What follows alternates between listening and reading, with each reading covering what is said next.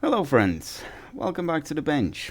Our patient is a AM86A, which is, well, probably Outback, which misfires and which got lost in mail. Actually, it didn't get lost in mail.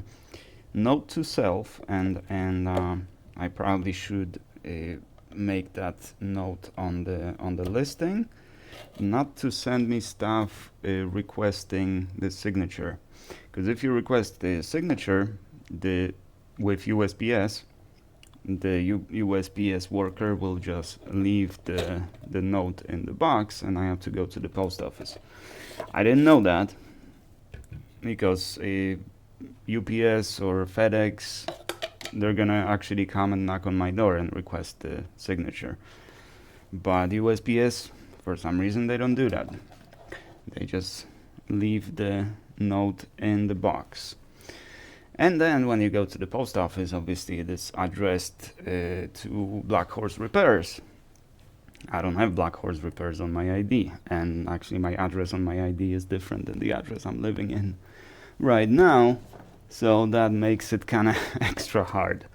So yeah, if you don't have to, don't request the signature on delivery. So far, no packages have been lost. I mean, they have been lost, like, causing delays, but never like we couldn't find the ECM. Luckily, I have one of these in stock. So, if we couldn't locate this one, I would just put the VIN on mine, because this is the exact same model of ECM that is in my car. So I have one extra ECM on the shelf, just in case anything happens to mine, or to do some testing, that kind of stuff. Maybe do some mod on the ECM and test it out. But yeah, this one finally got found.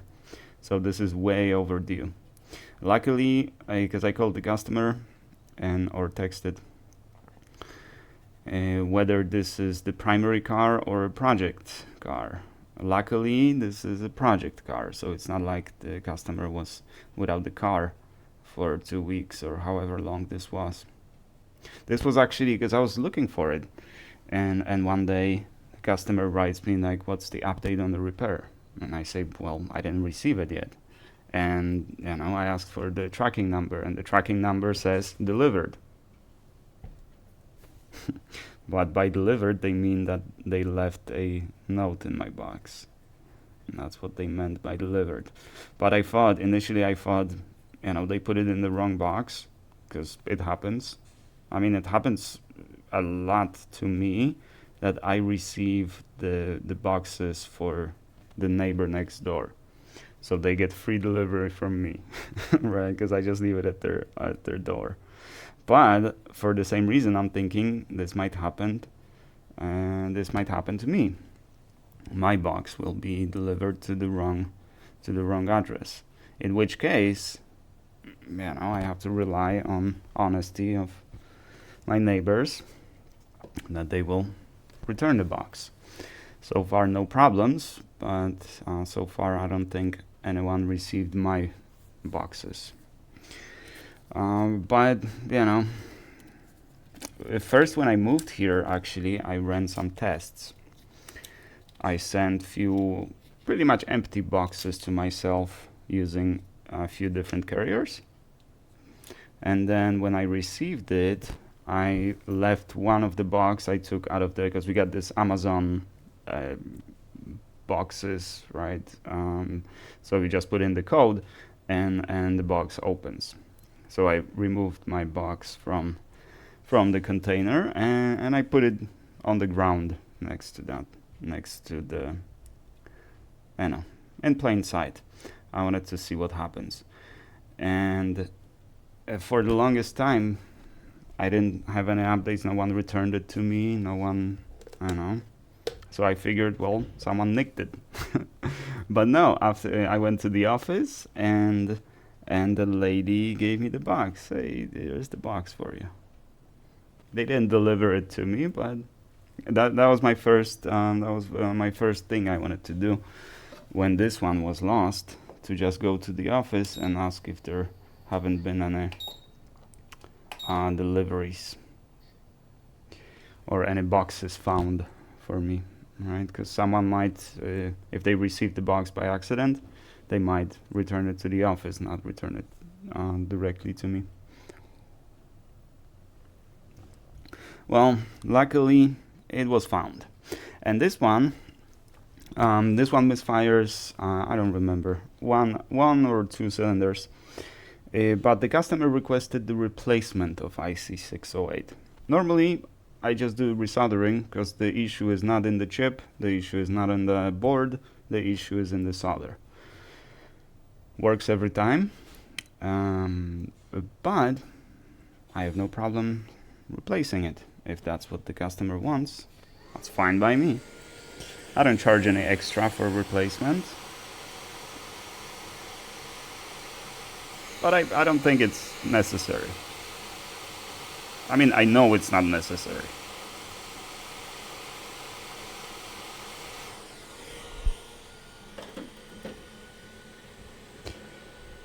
Okay.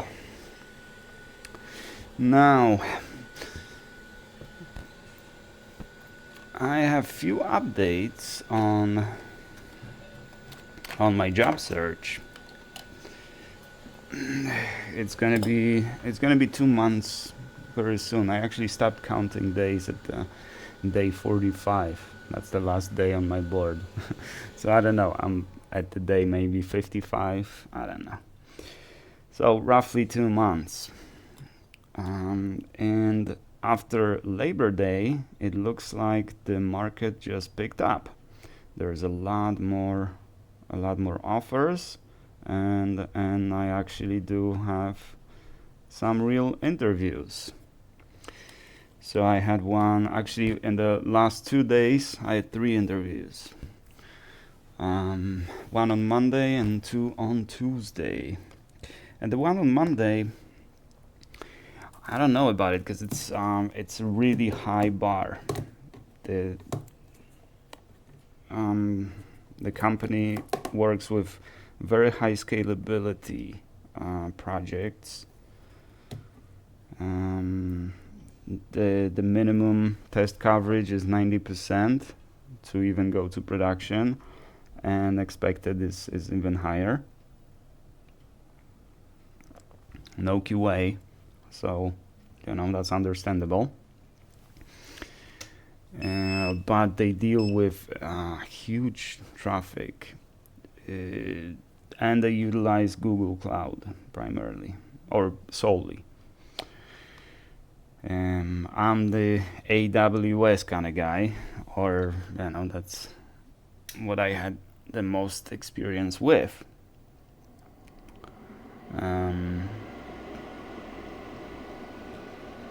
And yeah, it's it's not like Google Cloud is way different. It's same idea, but you just gotta have to get used to the new infrastructure, the new nomenclature, different services. But technically or basically, it's the same thing. It solves the same problem. It's just different companies, so slightly different stuff. But so I'm not worried about that. But it's primarily Java, almost exclusively. And they do Java 17. My last what's going on here? My last experience with Java was Java 9 or Java 8 actually. Yeah, I migrated from 7 to 8. So I was actually still writing code in 7. It was run in Java 8, but still 7 compatible for some. There are some reasons for that. So you can use syntactic sugar of Java 9 or Java 8.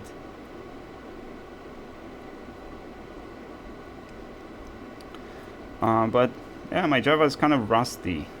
yeah, I'm gonna have an interview because I just had an initial interview with them, and I'm gonna have the technical interview maybe this week, maybe next week.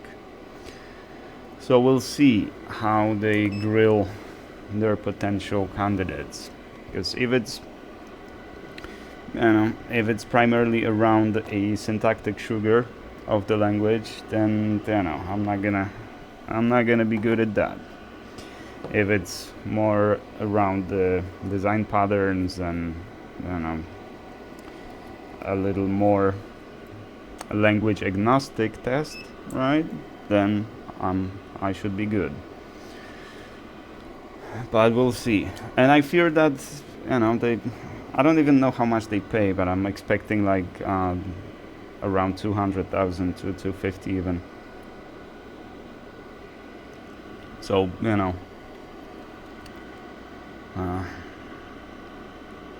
$250,000 a year. That's gotta be a demanding job. I don't really look for jobs like that. I don't think I would be a good fit for that. But I don't know. I guess we'll see. And it's hybrid, local here in Atlanta. So a little better than full in office.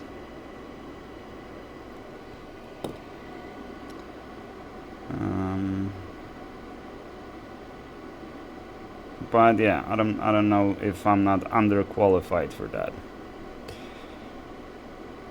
I had another on Tuesday. In the morning. I had a on-site interview.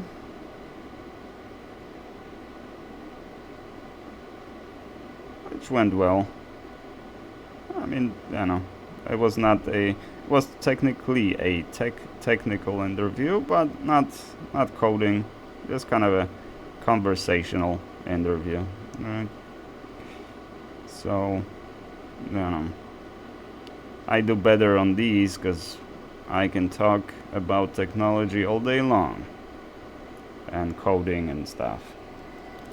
So I usually do well on those kind of interviews. Not that I do badly on the coding interviews, but I can. Well, that's pretty much it. I can just talk about my projects, about the technical challenges I faced in various companies and various projects, either in the various companies or the projects I do on the side, that kind of stuff. So that is usually where I shine. But yeah, there's no but. We'll see how that goes. Well, it is on site 5 days a week, but it's actually pretty close. It's like 20 minutes. Well, during rush hour, it's more like half an hour or maybe 35 minutes to get there. But it's definitely better than going downtown Atlanta, because that's in the rush hours. That's probably an hour one way. So, pretty much the entire day. And the third one, the last one I had yesterday, was a very interesting company, or very interesting job, maybe, company. Yeah, well, company is also interesting, but very interesting job because they have been using contractors for all the development and stuff, and now they're moving development in-house. So there's so far one guy, the engineering director, or the relatively highest position in the technical space, and he's building the team from scratch. which means the job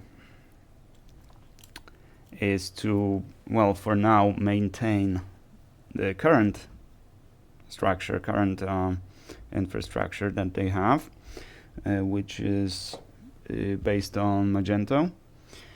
And I don't know about what's wrong with Magento when it comes to efficiency.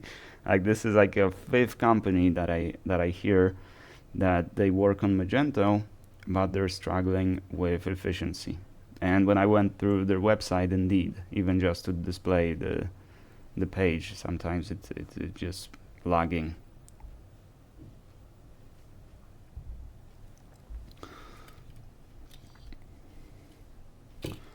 So part of the job is to maintain what they have right now, and meanwhile develop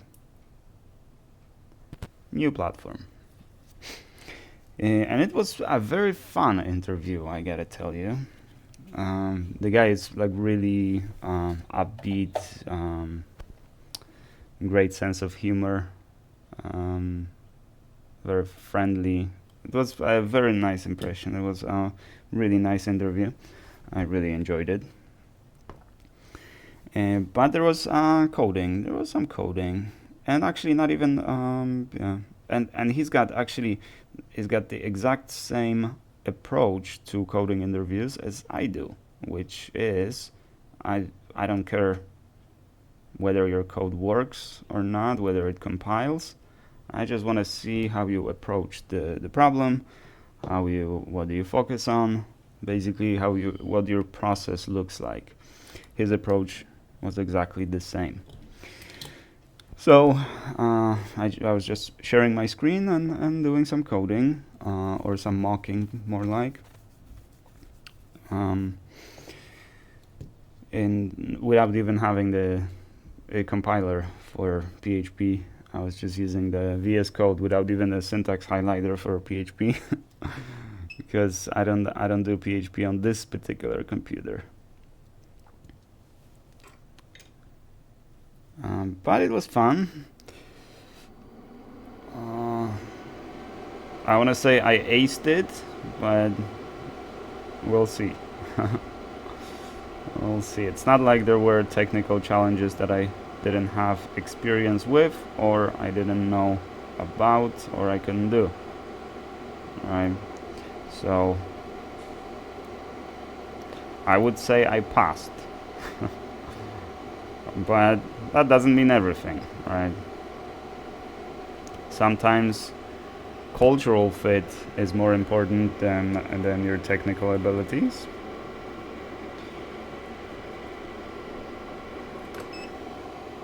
And sometimes your technical abilities is all that matters. All depends on the company. Or sometimes just on the hiring manager. So you never know until you know.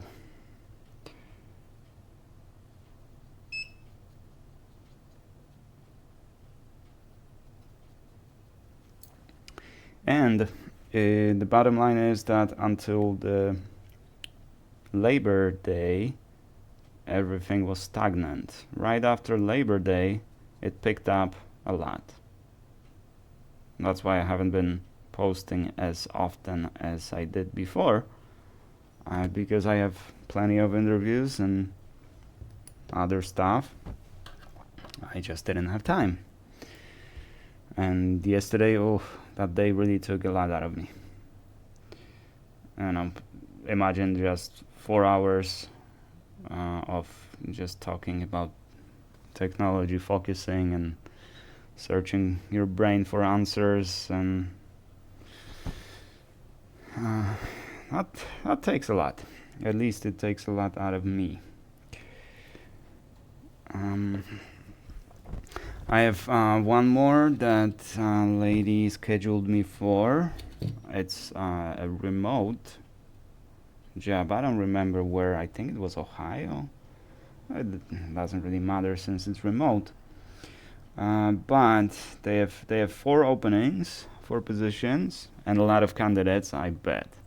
Over 100, I bet.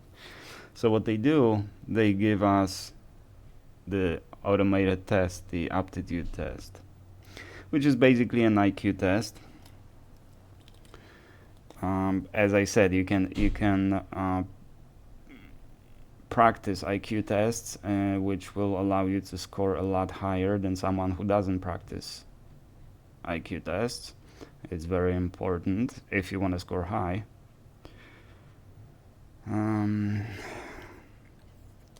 But not that I, wouldn't practice. I would if I had to.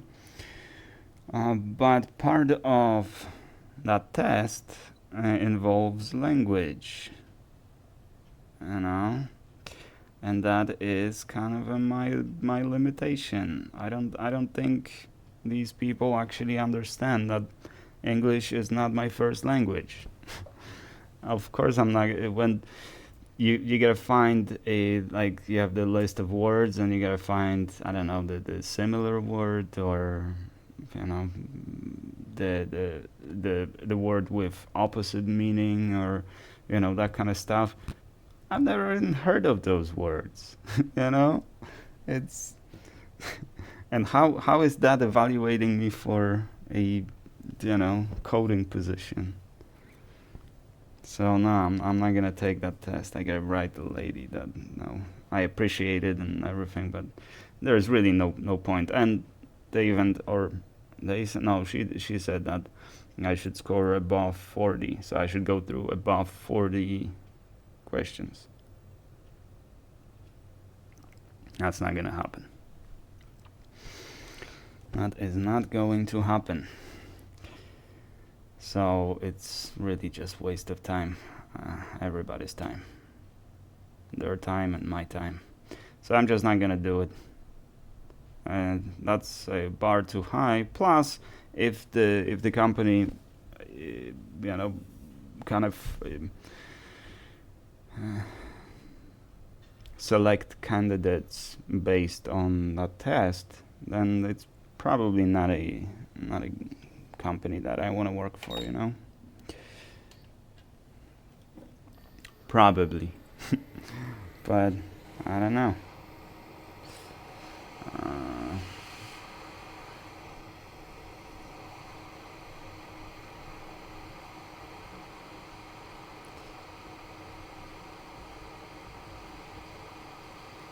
Well, now there seems to be a lot more opportunities, so I think something is gonna go through eventually.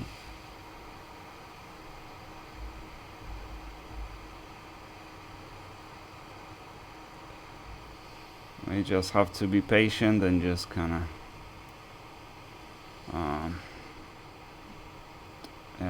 power through it. Stay optimistic, work hard, and the work will find you. That would be my advice that I give myself as well.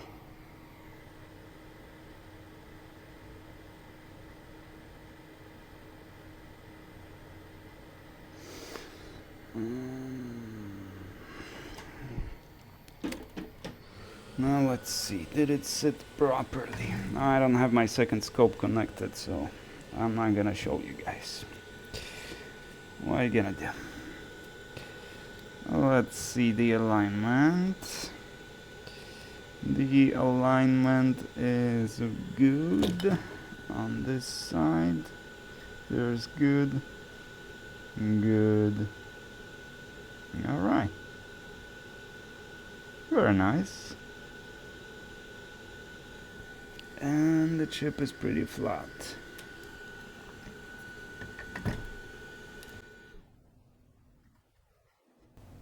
Yep. All good. Alright. First try. Looking good. No corrections needed. So let's solder around it and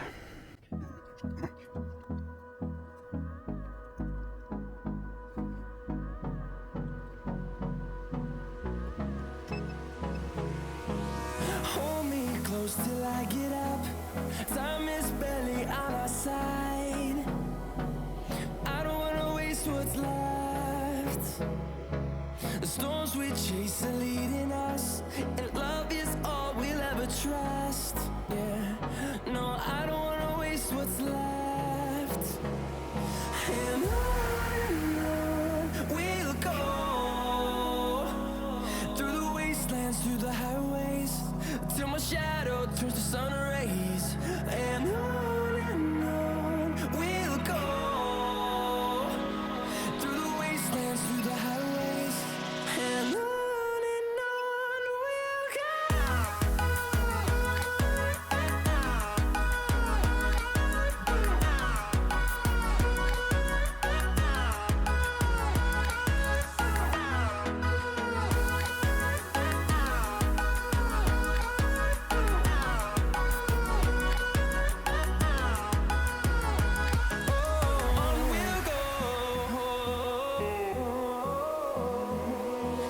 Finding life along the way, melodies we haven't played. No, I don't want no rest. Echoing around these walls, fighting to create a song. I don't wanna miss a beat. And on we'll go, through the wastelands, through the highways, till my shadow turns to sun rays. And on we'll go, through the wastelands, through the highways, and on we'll go.